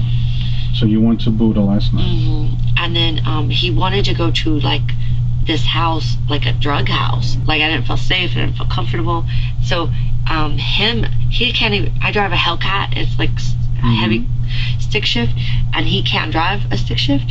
So somehow he got somebody to drive my car, and my girlfriend Amy saw me like walking around the parking lot like aimlessly. She's like, I was like, I got left by my boyfriend, so she let me in her car, and then I slept on the couch in her house. He was blowing up my phone all night long. I didn't know because I was sleeping. And then in the morning, this was last night. And in the morning I answer, and I could tell he's on drugs because he's calling me everything. You fucking lying whore. Like, you know, all these things. I can already tell something's up. He doesn't usually treat me this way. And so I said, meet me at the spa. And then so I told Amy, because he's hit me before, I said, please don't leave me. I don't think he'll hit me in front of you. Let me get my keys to the Hellcat. Because he drove off. He told me he was in a different car. The Hellcat ran out of gas somewhere. So I said, okay, let me come get the keys. And then I told Amy, let me get the keys and you drive me to my Hellcat as soon as we figure out where it is. And then he instantly, I tried to be sweet to him. I walked up to the window. She parked behind him. And I tried to At the spa? In the spa parking lot. And then I could tell he was getting like agitated. And he just said, get in the car. And so I just got scared and said no. And as soon as he noticed that I wasn't going to get in the car, he grabbed me and forced me up against the window and then holding me. And I started screaming for Amy. And Amy tells me later she was afraid she started to get hit yet, so she didn't interfere at all. So as soon as he grabs me, I start to kind of get away, and my clothes start coming off. So like I'm pretty much like all visible. And then he starts noticing that he's losing grip, I think, like the threads or whatever. So then he opens the car door, forgets to put the car in park. This is the Hellcat? No, this is the Hellcat. The Hellcat ran out of gas. The previous night, on August 6th, Wade abandoned Melissa and took off with her Hellcat, despite not knowing how to drive it. He had put someone else behind the wheel. But by the next morning, he showed up driving a Nissan, a car that, surprisingly, belonged to a woman from Cape Coral who had reported the same to be missing that very morning. Once he saw that fabric was slipping, he opens the car door, gets out of the car, but he forgets to put the car in park. So he tackles me to the ground, and the car's almost trying to run over us. So I'm trying to get out of the way of the car. He's got me all up and down on the pavement, and just threatening to kill me, threatening to get in the car, saying he's already going to kill me. I'm just struggling my best to not get in the car, because the last bad incident, he had me hands tied behind my back, choking me, beating me, raping me for like 6 hours. So I knew once I got in the car, I might not see anything again. So then eventually I start making my way up to the spa, because I think it's safer to be in the spa than the car. So Amy keeps yelling at me not to go to the spa, because she thinks as soon as I get in the spa, that's when it's really gonna go. So I keep holding onto the railing. He eventually drags me up, and then he punches me as hard as he can right here, like in the face. And somehow when he punched like that, I was able to kind of like maneuver around the back and run, and then run to like the neighboring business. And that's how I got away. And then he jumped in the car and left. Okay. It's chilling to hear Melissa say she knew that if she had gotten into the car, she wouldn't make it out alive. But why did she believe this? Has Wade killed anyone before? The answer lies in her next revelation. See, this is him calling all night, but that's not what he's calling. Maybe this Shepherd Barbara is him too, because that's the girl. That's the girl. Somebody said he killed this girl, Christine Melton. Who said he killed her? I'll show you the messages. That's not it. When Melissa finally found her Hellcat, which was parked near McGregor Road, she discovered a pair of women's sandals. When I picked up my car this morning, there was shoes that are not mine, that are females in the car. When what? I'm sorry? When I finally found my car, there are 2 women's shoes in my car that are not mine. You said that, or someone told me that someone messaged you and said that she was dead? I'll show you. It's his ex-girlfriend. Who's his ex-girlfriend? Kelly, I don't know her last name. Kelly something. See, I don't know. She's being very vague. Oh, okay. She kind of gets down into it. Now let's go back to the 911 call that was made by Josh Mateo, who was a friend of Wade. He reported a stabbing to the police, the perpetrator of which was none other than Mr. Wade Stephen Wilson. It was Wade's ex-girlfriend who informed Melissa that he had allegedly killed someone named Christine Melton, and she had heard it directly from Josh. But are these mere accusations, or the truth of a man who is far away from the depths of humanity? Let's hear from the man himself. Fort Myers has their own charges on you, is my understanding. That's my understanding. For what? For the battery on your girlfriend. Great. That's my understanding. Great. I don't know, because I don't work for Fort Myers. Okay. Okay? I'm just putting pieces together as this day goes on. All right? Yeah. Which jail am I going to? Oh, they always go to Lee County. Lee County? Mm-hmm. Cool. I just want to go to sleep. So tired, it's late. Me too. No. Me too. Me too. So that's what we're here to figure out the rest of what's going on. So that car that you were in that was left at, what's the name of that guy, Mateo? Mateo. At Mateo's business. Who did that car belong to? Some chick I had met that she let me use it. Okay, where'd you meet that chick? At the bar. At what bar? Buddha. At the Buddha, okay. When did you meet her at the Buddha? I don't know, I can't remember. A day ago, 2 days ago. It's kind of merged together now. So I had a rough last, apparently I do work on that from what you... Well, since you're my friend and we know we do work together. Well, I don't know that, but I was told that you had done some coke last night. That's an issue. Don't do that. Don't be like that. Okay. It's never good. Deal. That's fair. Fair enough. Fair enough. Okay, cool. I just wanted to make sure that if I'm told somebody... If I do blow, it's my business anyways. So you met this female, do you remember her name? Not at all. No. Okay. No, I don't. Vaguely knew her, vaguely spent time with her. Don't know her. Don't know where she's at. Don't know where she's going. And don't really care. Okay. Not my friend, not an acquaintance. Don't even know her name. Okay. So you didn't even get her first name? No. The woman mentioned here is 35-year-old Christine Melton. She was one of the women who were reported missing, and Wade seemed to know a lot more than he's telling, given the fact that they both happened to be in the car together while Wade was driving.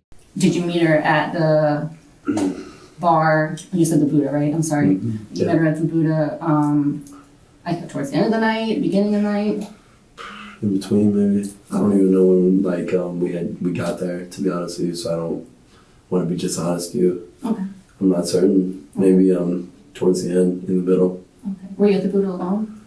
I was with my girlfriend. You were with your girlfriend? Mm-hmm. Okay. She was there initially. We went together. Okay. Mm-hmm. All right. And then at some point you guys split up at the bar? We did. Okay. Did something happen? Did you guys get into it? No, no, we did not. No. She had something else to do. So she left? As far as I know. Okay. Sure. So she... I don't know what she did. Okay, but she wasn't at the bar anymore. I didn't. I left first. You did? I believe, as far as I know. We separated and then I didn't see, so I think I left first. She might have left first, but again, I don't know if she stayed, left, whatever. Okay. I didn't see her. So, whatever she wanted to do. And how did you leave? I left in our car. Our car being? We have a Dodge Hellcat. Okay.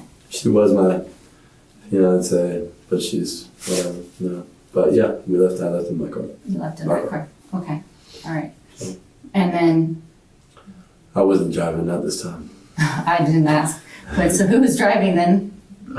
Some dude that we met. We being you and your girlfriend? Or you and who else? Everybody there. I don't know. Me, I guess maybe my girl met him. I don't really know. There was a lot of people. Was it busy? Was it Saturday night? Was it Saturday night? The name was. I mean, it's Sunday night. It's Buddha sucks. It's like. What's your girlfriend's name again? Mila. Mila. Just yeah, so M-I-L-A. Yeah. So I get names right. So Okay. you and do you know the guy's name that was leaving in the car? No, I'm bad. So bad with names. Okay. You just let some stranger drive your car? Only when I'm in the car. I can't drive 6 shifts and I don't have a license either. Okay. So I shouldn't be driving, should I? Probably not, no. And I can't drive a 6 shift, like I said. Okay. All right. So where did you and this guy go in the car? In this To his house. to his house. Do you remember where he lived? Mm-hmm. Okay. Was it in Fort Myers, Cape Coral? I'm not sure. Okay. Honestly. Okay. Yeah. All right. At what point how do you get in that black Honda? Do you meet up with that girl and get that Honda? We all spent time together. So she was with you at this guy's house too? We all were. Okay. So did she ride with you in the, Sure. did you say it's a Hellcat? Yeah. Okay. So We all went. what's a Hellcat? It's like a Challenger Charger. It's a Dodge. Yeah. Okay. Dodge. I don't know cars very well, but. And then basically just what happened is my car ran out of gas. Okay. And I had things to do. Again, my business, nothing illegal, so I don't have to talk about it. I didn't really want to hang out with everybody anymore. And I kind of wanted my car out of the road because it was parked right on the side. Okay. And it's out of gas. It's a $108,000 car. I don't want to leave it. So car? Yeah. She let me use her car. I left. Did my own shit. And she let me. Thanks for the car, you know? Cool. Did you get her phone number? How are you supposed to return it if you don't know her? I did have her phone number because I used her phone to call my girl's phone, and I was going to meet my girl. So the number would have been on there. Okay. For sure. Definitely. All right. And so you gave her back her phone before you left her? I don't know. I just used her phone. Oh, you just asked to borrow her phone? I didn't take her phone. Yeah, I said, hey man, use a call. Make a call. Okay. And just called my chick. Wade's story contradicts with Melissa's version, and with a hint of constant fidgeting, he is seen to be masking his nervousness. That night, he left with Christine and his drug supplier, abandoning Melissa because she opposed the plan. His claim of using Christine's car and phone is a part of an even darker scheme. But like all criminals, Wade also confessed this scheme to someone. I got Josh. Yeah. And I got your father saying that you called told all three of them that you killed somebody tonight. My dad said it? Yeah.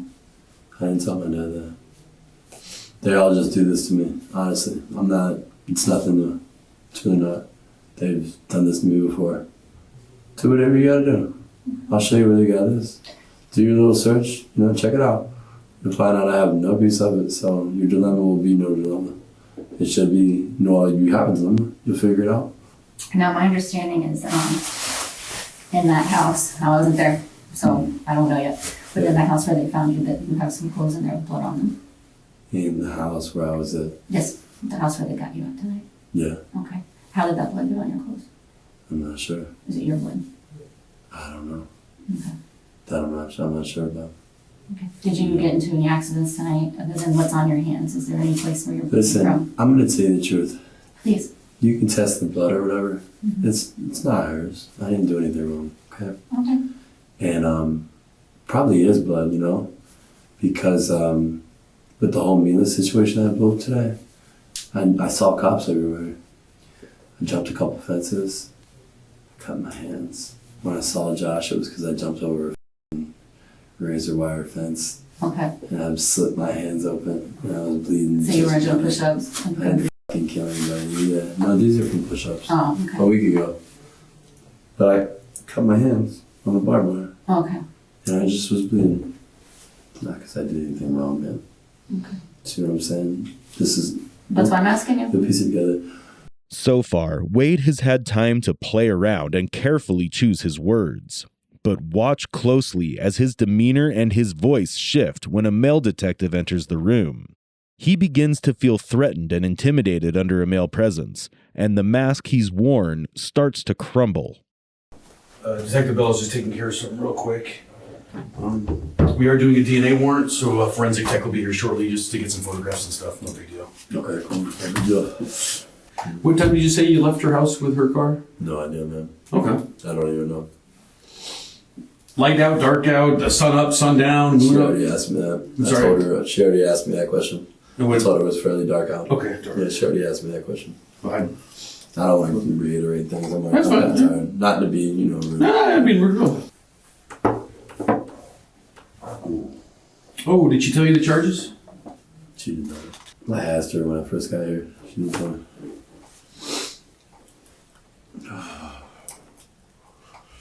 Battery, I think she said or something. I'm not sure. Yeah, there's the Fort Myers charges, right? Burglary to the residence, obviously here in the Cape. The theft of that stuff there. Nice. Makes sense. I think there's theft of a firearm. No, there should not be. Tow place. How? Just because you said one's missing? I didn't take a firearm. I said it was there before you sat there, and then it was gone after you left. I don't have a firearm. They didn't find one, so I can't be charged with that. Well, they didn't find one on me. Can be charged with it. So if I say you took a firearm, you can't be charged with taking a firearm. Okay, whatever. Whatever, sure, I'll be there. Yeah, not a big deal. Throw it on. Whatever you want to do. And then as soon as we're done typing up the other charge, obviously the most important one. What is it? Manslaughter. It's at this exact moment that reality hits Wade. His fate is about to be sealed in prison. Let's see how he reacts. Manslaughter. Okay, prove it. It's not a big deal. Try as you may. That one won't believe she's charging today, but it'll be down the chute just a couple days. Oh, that's terrific. You're great. Looks like you have a history of beating women. Yeah. Guess so, if you say so. Well, I can read it to you if you want. I'm good. To say below is a brief description of the latest act of... When I said I'm good at do you hear me? I don't want to hear it anymore. You can read it to yourself. You don't have to be a smart guy. I came in here and was polite and talked. You've been very polite. Okay, then. I'm not being not polite. I don't want to hear your shit, man. We're waiting for the... Well. If you say you want to hear it and I say no, then I don't want to hear it, man. Yeah. Okay. Cool, read it to yourself, man. Be a man, don't act like a child. Well, I mean, being a man is not beating women. Just be a man. Just be a man. Don't act like a child. I'm not sure what that means. I know, so just read it to yourself then. He is slowly showing his anger and is agitated now because he knows he's doomed. The shoes aren't yours then either, right? All this shit, man. I'm just bullshit. But if you want me to change, I can. All this is mine. Well, you just... Well, I'm confused now. I'm a liar though, right? Are you lying that you didn't Listen, listen. or are you... I'm going to tell you like this. Figure out Suck my dick, cracker. How about that? I'll see you in trial. Suck my dick, bitch. The items you wear, they belong to you or they don't? They do. Well, before you said they didn't. I'm a liar, right? I never said you were lying, did I? I do. I'm asking you about the clothes. I've never said you were a liar. These are my clothes. Suck my dick. Go ahead, say one more comment. You're that typical, atypical, intelligent man. Go ahead, say one more comment because you are a little. You have to say one more. Go ahead. I'll take you to trial, and I'll be proof. Go ahead. What do you want to say? I wasn't going to say anything. What are you with? Nothing. No. Incredible. Why would I say anything? I don't know. I usually would. Go ahead. One more. One more. Why? I'm trying to figure out what you want me to say. I'm trying to figure out the clothes. Whatever you want to fill your mouth with, whatever you want to fill your mouth with. Go do your job. I can see the temper. Sure, do your job, buddy. You have one, don't you? Doesn't flare me up. No, clearly you have a temper. There's no... Sure. With your bodyguards, you can say whatever you want. It's not a matter of saying whatever I want. Yeah, they're here with to your bodyguards, you can say whatever you safe. want. Yeah. So, you should. Are you angry enough to... You're saying you're angry enough to do something if they weren't here? You get angry that easily? To you, sure. Wow. Yeah, I do. So you do have a temper? Don't prove it.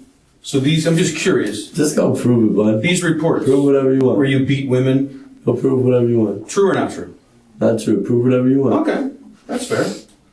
Thank you. You've been very helpful. The interrogation wraps up here, but one crucial detail didn't emerge until much later. Among the 2 women reported missing, one was Christine, whose body was found, and the other was 43-year-old Diane Ruiz, a mother of 2. It remains unclear when Diane was murdered. Did Wade kill her before or after meeting Melissa? What is known is that Diane met a tragic end. Wade had approached her under the pretense of asking for directions, and when she got into the car, he choked her. While disposing of her body, he realized she was still alive. In a horrific act, he placed her on the road and ran her over multiple times until only her remains were left. Her purse was later discovered on a nearby road through which she was identified. This is the kind of man who is defended by many women across all social media platforms. Wade's trial began on June 1st, 2024, and concluded with a guilty verdict on June 12th. He was charged with 2 counts of first-degree murder for the deaths of Christine Melton and Diane Ruiz, as well as grand theft of a motor vehicle and several counts of petty theft. In total, he faced 6 charges and was ultimately sentenced to death. Christine and Diane were vibrant women with normal lives. Christine worked as a waitress, cherished by her community as a precious soul. Diane was a single mother of 2.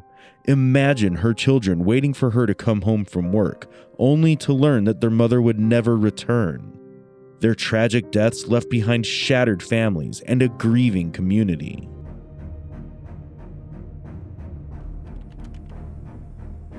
So a couple things are obviously going to be dealt with. And here's, I'll just tell you our job. When I see your phone records and when I see her phone records, I suspect that I'm going to see some travel together. I think there's a good chance of that. I think it's going to prove that you're not telling the truth right by yourself, and then we're going to have to do this all over again. I'm a little late to this case to know why the paint in your truck and completely cleaning your truck out.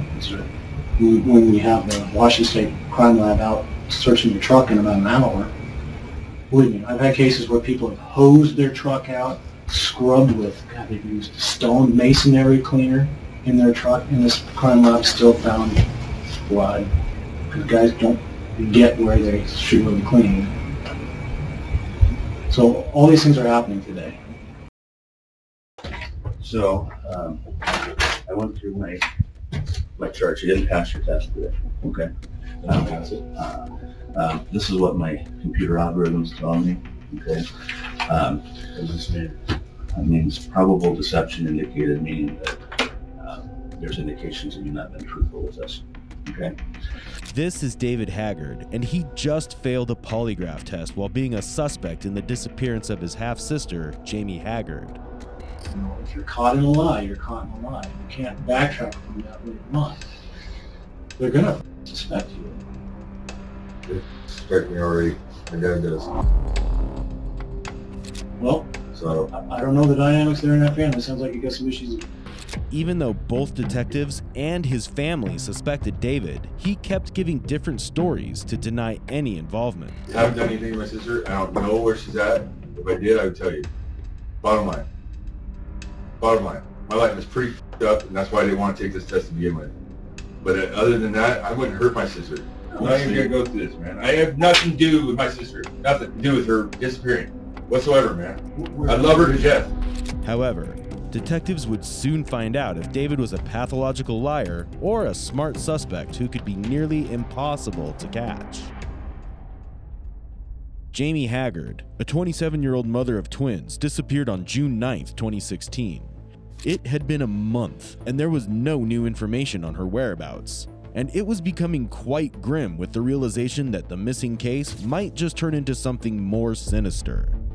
To find answers, Jamie's half-brother and the person you just saw in the clip, 48-year-old David Haggard, was brought in for a polygraph test, and it didn't go well. But that's not all. Behind that fake demeanor actually lies a pathological liar and a disgusting individual. This whole story started with Jamie's disappearance in June. At the time, Jamie was living with David and her boyfriend, Jason. On the morning of June 9th, 2016, when David returned home after spending the night outside, Jamie was gone. But he wasn't worried, as their sister, Stephanie Haggard, had received a text message from Jamie the night before. In short, Jamie told Stephanie that her life was getting messed up and she needed some space to heal herself. This made sense at the moment. However, what made the police suspicious is that Jamie and Stephanie were not on good terms. And that message was something which Jamie would have never sent to Stephanie. Obviously, these were just some suspicions, but slowly days were passing by without any information on Jamie. So police wanted to track down the people who were closest to Jamie.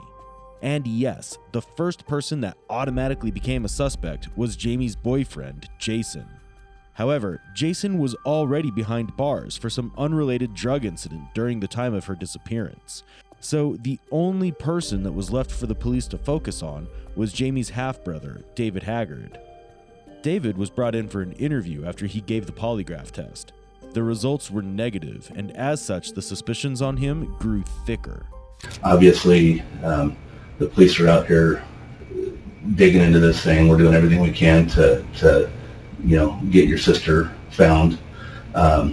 You haven't conclusively passed your test. That's a concern to us. That was a concern of mine to begin with, so. Okay. Yeah. Well, and why was it such a big concern to you?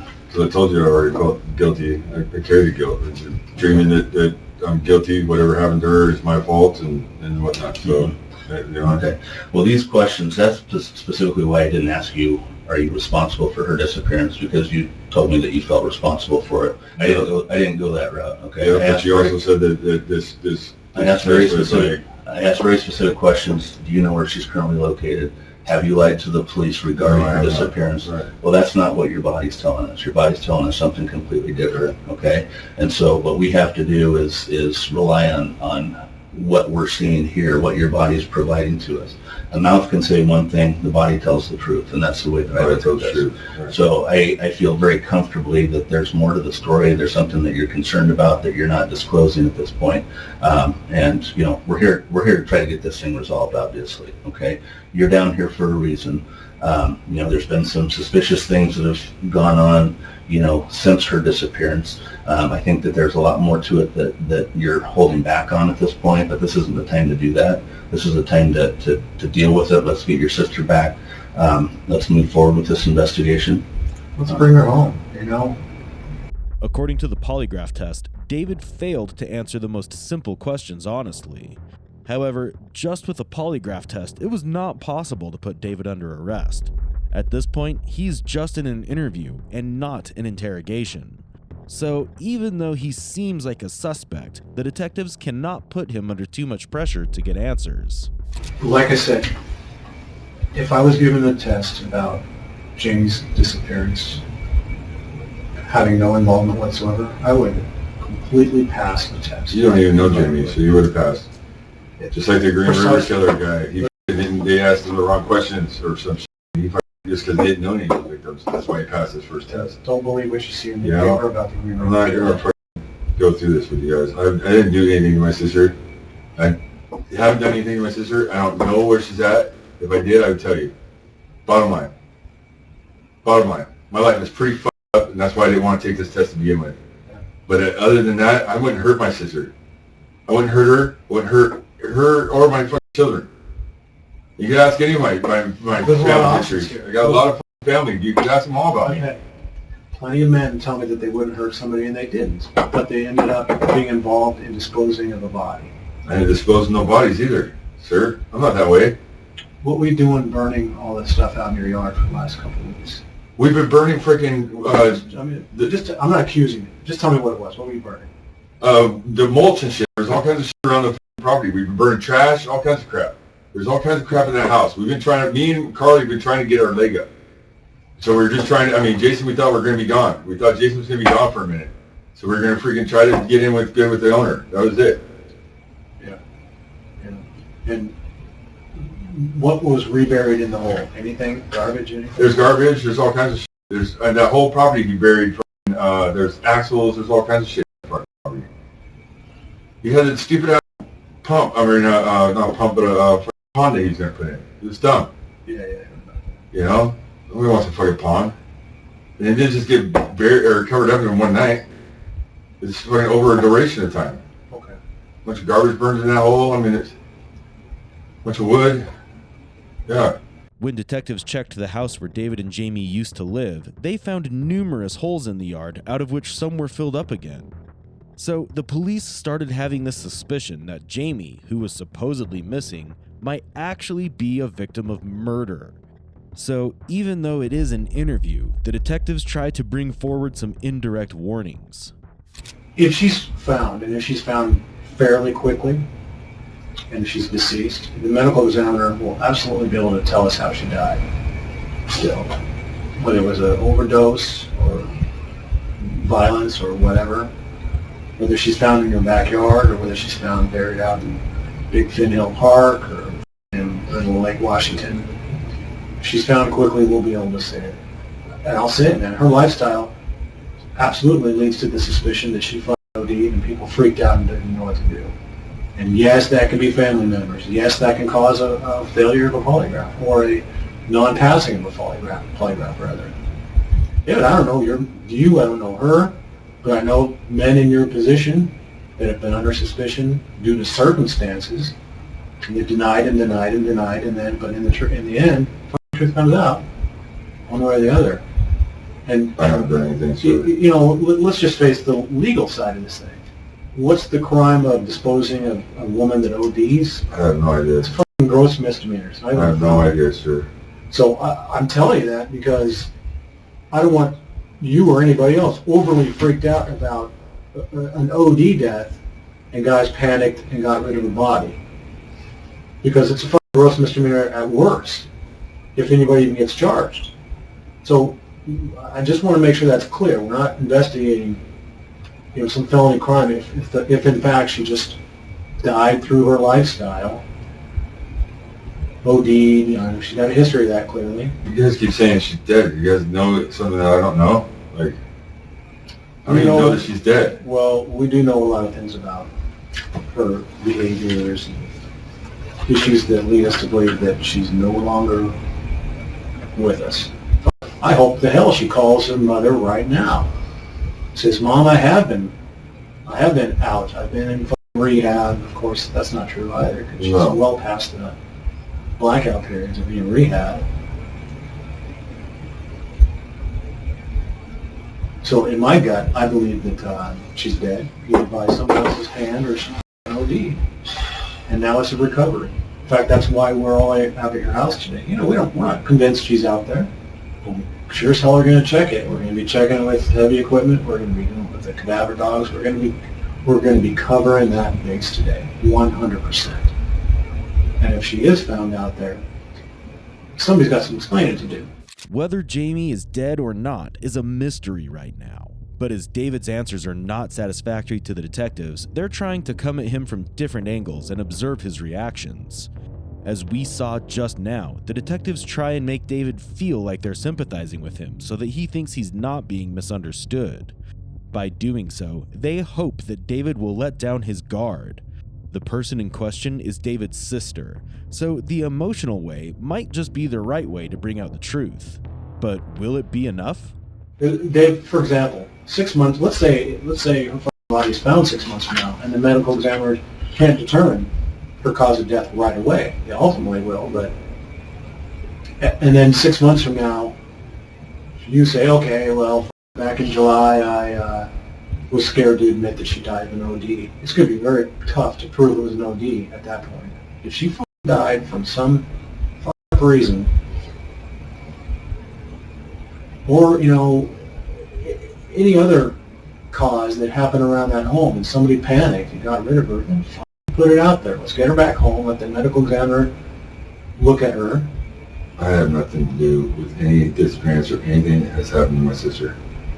None. Then you should have passed this polygraph. I should have passed this. Guilty knowledge, or guilty feelings about lifestyles doesn't affect polygraph. It's a black and white issue. No, it isn't. Bullshit. Just, hey, it is, man. We've been doing this for years. Just what was a specific question? You'd be able to bring it in a court of law if it was. No, it's not. I'm not even gonna go through this, man. I have nothing to do with my sister. Nothing to do with her disappearing whatsoever, man. I love her to death. Where the fuck is she? I don't know where she's at. I don't know where she's at. I don't know what the last 6 months of lifestyle she's taking on with all these brown people. I don't know the Mexicans that she's been hanging out with. I don't know any of that shit. The last 2 months, I fucking cut her off pretty much. Is there a purse at your house? No. Is there a phone at your house? No.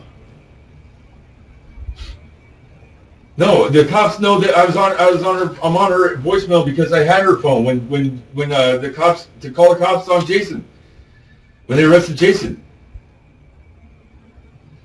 The big officer who was there today, he even knows. He told my dad that. You know, he had her phone. I was walking around with her phone for like 2 hours. Mm-hmm. She had no voicemail, so I put one on there for me. I mean, on there for her.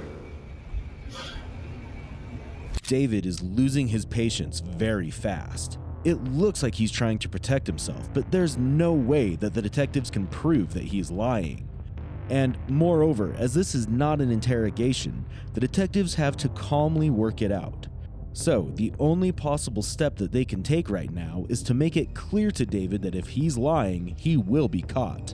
And to that, they have to start at the very basic level. I guess we'll find that out when we get the phone records today. Yeah, well, you will. You'll find that out. She's gone all night. She didn't come in until the next morning. So a couple things are obviously going to be dealt with. And here's, I'll just tell you our job. When I see your phone records and I see her phone records, I suspect that I'm going to see some travel together. I think there's a good chance of that. I think it's going to prove that you're not telling the truth right by yourself, and then we're going to have to do this all over again. I'm a little late to this case to know why the f*** you're in your truck and completely cleaning your truck out. When we have the Washington State Crime Lab out searching your truck in about an hour, believe me, I've had cases where people have hosed their truck out, scrubbed with, God, they've used stone masonry cleaner in their truck, and this crime lab still found blood. Because guys don't get where they should really clean. So all these things are happening today because we can't figure out what to do with you. So prove them right or prove them wrong. That's our job, isn't it? That's what you pay us for. And by God, we're going to do it on this case. I don't care what her lifestyle was like. Nobody has a right to be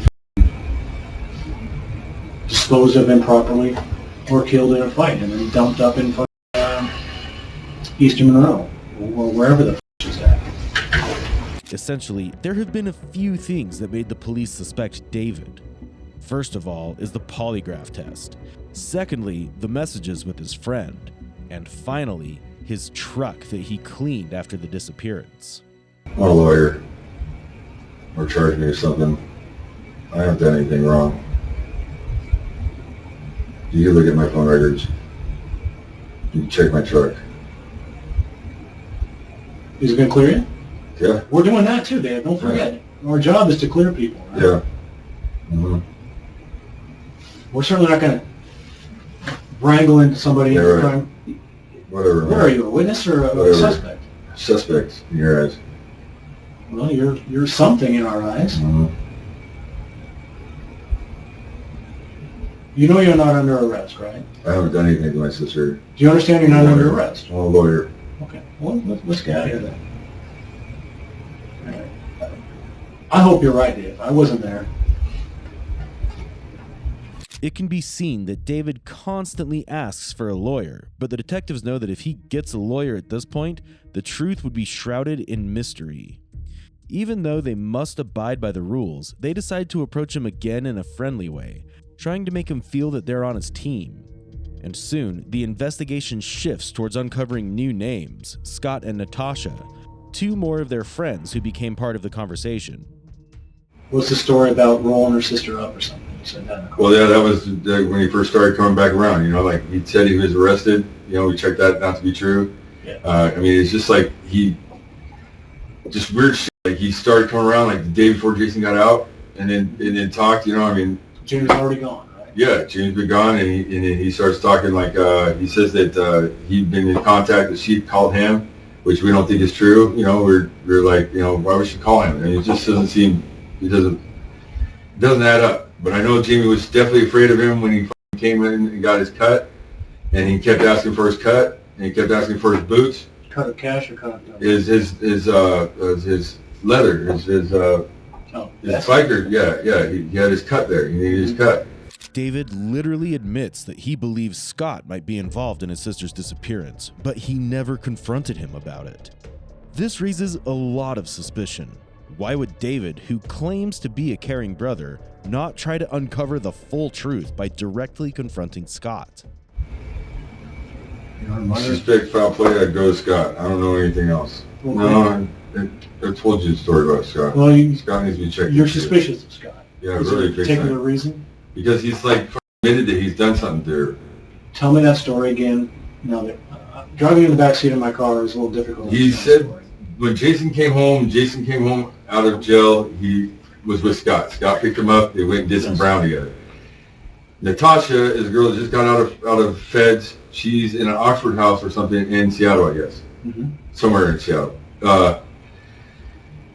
They had picked her up too, I guess. Jason says that it was him, Natasha, and Scott in his truck. And Jason said, what the f*** is going on in my house? Does Jason come home? He's like tripping out, like, what's all this stuff? Jamie's missing supposedly. What's going on? Scott says, shut up, dude. You're going to get me in trouble. Don't worry about it. She's not at your house. She's been taken care of. He says this specifically to Jason and Natasha. And Jason told you about that? Yes. And he brought it up again yesterday. And what was yesterday? Yesterday he just said, dude, I think Scott did something with your sister, man. Jason said that. Yeah. He goes, honestly, I don't think you've done anything, Dave. I think I think Scott's done something with your sister, though. I know you're trying to be positive and optimistic, but I'm telling you, man, I think Scott done something with your sister. Have you spoken to Scott yourself face to face? Not about it, no. Now the story has become much more complicated as David brings in another person to the story. However, the authenticity of his claims are as fragile as his personality. Jason, who could have been a suspect but was behind bars, and now Scott. Jason and Jamie were in a fight, an argument. Jason was like, I can't handle this dog, I can't, she's got to go. And I'm saying, well, I get her out, and Scott's saying, I think it's only right that the, family member takes care of it, or I'll take care of it, and just these things, if I reflect back on our conversation, doesn't mean much at the time, because we're just, everybody's hyped, amped up, but I think about it then, like, what the hell were you talking about, dude? Like, the whole time the guy was talking about, getting rid of her. And Jason says, he swears to God that he has a hatred towards women. At this moment, David is directly pointing fingers at Scott and Jason. He, in his own way, is telling the detectives that they were behind this whole act. Now, this is a moment when the detectives get confused. They've been suspecting David throughout, but a suspect pointing fingers directly at someone else by their name is rather perplexing. Because if the person David named is cleared from the case, David will automatically become the one and only prime suspect, and he will have dug his own hole. That night, he came over that night, got $60 from me, and supposedly got arrested. That night meaning what? The night that Jamie was no longer around. He disappeared. The 9th or whatever, yeah. The day Jason went to jail. The same day Jason went to jail, he supposedly went to jail. According to himself. For domestic violence, yeah. Against his ex. He was a brothel? Redmond, I guess. I'm sorry. Does he have a wife and a boy? I saw some pictures on Facebook. Yeah, he has a son and his ex-wife. Was he sleeping with Jamie at any point? Not that we know of. Who's been sleeping with Jamie? Don't know. Hate to ask the question, but I gotta ask the question. Don't know. Supposedly she wasn't even sleeping with Jason. Have they been dating? Yeah, supposedly they've been dating and she hadn't been giving a reaction or whatever. That was one of the things we fought about that day, that the cops all came. I suppose we had her tied up and shit because she was claiming that Jason came in, that Jason took it from her that night. She was just, I couldn't believe half the words that she was saying. So I didn't take it, all I know is that Jason was playing games and Jamie, all this brown, all tends to brown, what I take chalk it up as. These guys are fucking They don't care about anything but themselves, and it's all just this brown, bullshit. Jason said he was going to quit work and he was going to come home. We're going to deal with this. Because I was telling my girlfriend, he's fucking playing games, babe. I don't know who to believe. Jamie. I tend to believe my sister because in the heat of the moment, when I fucking look her in the eye and I fucking drill her, tell me what's going on here, James. I can trust and believe that my sister's telling me the truth. She points to him, Jason. It's all Jason. Mm-hmm. So that's and I confronted Jason, and he was going to come home and deal with it. But then Jamie flipped the whole script around. Instead of me being pissed off at Jason and was going to deal with Jason, she claims she's going to take a bunch of pills. And that's when the whole picture came out. I had her in the. And then Jason's popped the night of the 9th, or the day of the 9th. The interview goes on for some time, but the detectives find no confession or any new information regarding the disappearance of Jamie. So unfortunately, they have to keep their patience and focus on finding new evidence. In the end, David, you're not passing the polygraph. The simplest polygraph we could design for a man like you in your position. One that you absolutely should pass if you. Just can you read those specific questions? Poly, I don't care about. I don't want a lawyer. I don't want to talk about poly anymore. Okay, let's do I it. don't You're care not about in that. custody. If you want to be done, we can be Yeah, done. I don't want to be done. I'll help you talk to Scott. Okay, because we still need to team up on this. We're going to find your sister. Right. Yeah. I don't want to be enemies with you. Yeah. Well, I'm not the guy. But you got to know where I'm I'm not thinking. the You got to know all the thoughts in my head. You Yeah, got to I'm know not the every guy. step that I'm thinking. Yeah. You got to know every scenario that we're going to consider and rule in and rule out. And all this is uncomfortable as fuck for you, I'm sure. You don't have to like us or whatever, but we're going to do it together. And the step of the polygraph was so important to us that that's why we kept wanting to do it with you. So let me end this with kind of a overall reaching statement. David, is there anything that you haven't told us yet that you think is significant in this case, that you know damn well is significant, that you've chosen to keep to yourself? Not anything else. No, except for where's Scott and where's Chris? The interview concluded with no apparent answers, and David was set free. The detectives now had a few names in their file, and they reached out to each of them. But all of them had an alibi and cleared out. Jason told the police that David had dug a huge hole in his campus, and he was suspicious he might have buried Jamie there. So the police went back to David's house and dug down each and every hole, but unfortunately, they found nothing. The police then took David's phone, truck, and his Xbox as pieces of evidence. Later, police discovered that David's statement that Jamie was scared of Jason was false. In contradiction, it was Jamie who was scared of David. The police came to know about this when they spoke with Jason.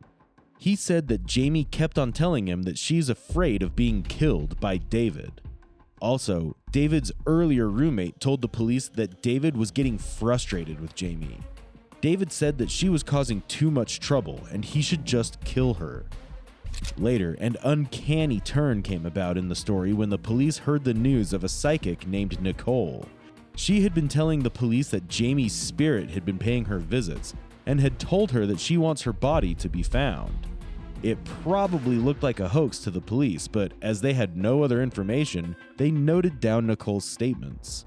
According to her, Jamie's body was hidden somewhere over a ravine near a river next to 2 trees. But unfortunately, it really did turn out to be a hoax. But in May 2018, a roadside cleaning crew discovered a suitcase lying off the shoulder of State Route 522 in Snohomish County. When they checked the suitcase, they found partially burnt and dismembered remains of a person. The remains were then checked by a forensic team, and they confirmed that it was Jamie Haggard.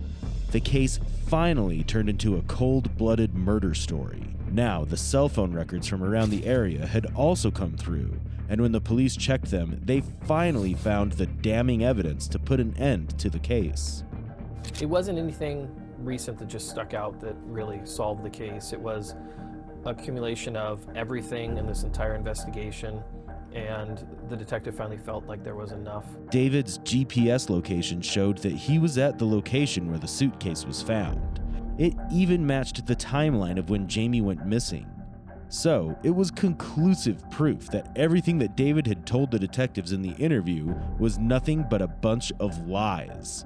It was borderline impressive just how David managed to make people believe him, making him an expert liar. I'm Greg Copeland. For 3 years, friends and family have been searching for Jamie Haggard. Today, King County detectives arrested the person they think is her killer, her half-brother. Monique, believe it or not, detectives say the suspect started not one but 2 fires just so that he could cover up his own sister's murder. And it looks like he'll be in jail much longer now that he has been charged with killing her. But no matter the extent of his lies, David was finally arrested in October 2019. He was found guilty of second-degree murder and was sentenced to 15 years in prison. You might not think that this is fair, but it's not fair for Maddie and Dilly either. They miss their mom. They don't even remember the things I remember. It's not fair that my kids don't get to grow up with their Aunt Jamie or their Uncle Davy. It's not fair. These choices tore our whole family apart. Now for the reason for the murder. It was speculated that just the night before the disappearance, Jamie and David got into a big fight regarding their staying arrangements. Jamie apparently wanted David to move out of the house, which enraged David, and things escalated, leading to this horrific and disturbing murder. 15 years seemed a lot less considering David killed his sister, dismembered her, burned her, put her remains in a suitcase, and threw it away. However, they lacked concrete evidence to prove that it was all done by David. Although it seems quite obvious to us that he was behind the whole act, first-hand evidence is needed in the court. So, unfortunate as it seems, David Haggard received a punishment that was much less than he actually deserved. So, what are your thoughts on this case? Was the sentence fair enough? Do you believe that David killed her over living arrangements, or was there something else? Feel free to share your opinions. We'd love to hear from you. Also, if you have any cases in mind that you want us to cover, feel free to leave your suggestions in the comments section. Subscribe to Real Crime Psychology to uncover more cases like these. Until then, stay safe.